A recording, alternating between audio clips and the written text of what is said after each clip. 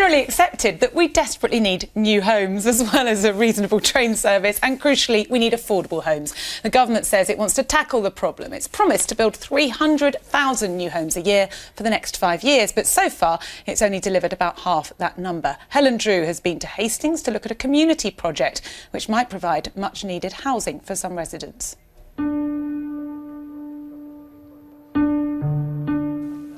Once home to Hastings Power Station, this site could soon be providing homes for people. The station was removed brick by brick and the site left empty since 2003. Now a community group is planning to build affordable houses here, training locals who have struggled to find work to do the building. When I started here, I was still addicted to heroin.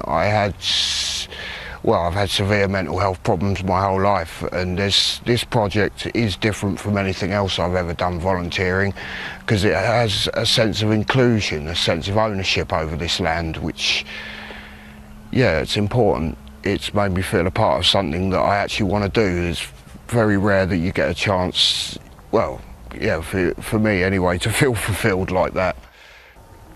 The site where Dan's hoping to help build the houses is in the Ore Valley, and the wards surrounding it are in the poorest 1% in England. The idea is to totally regenerate the area.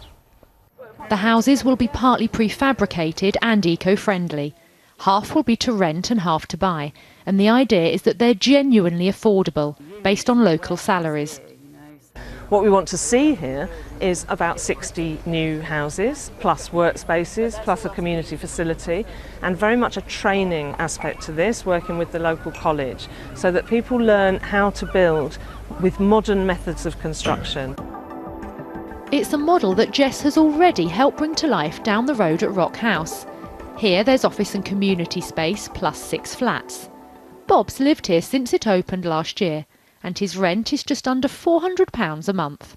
This is a safe and secure place to live. I feel very happy here. The people here I feel I can trust, and we all look after each other's welfare. To live here, various factors are assessed, including housing need and commitment to the local community.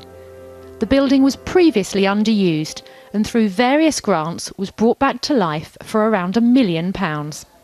We are self-managed by the tenants, which means that individual tenants are involved in things like fire safety, managing the cleaning contracts, other maintenance jobs. We have a resident who comes and does odd jobs around the building.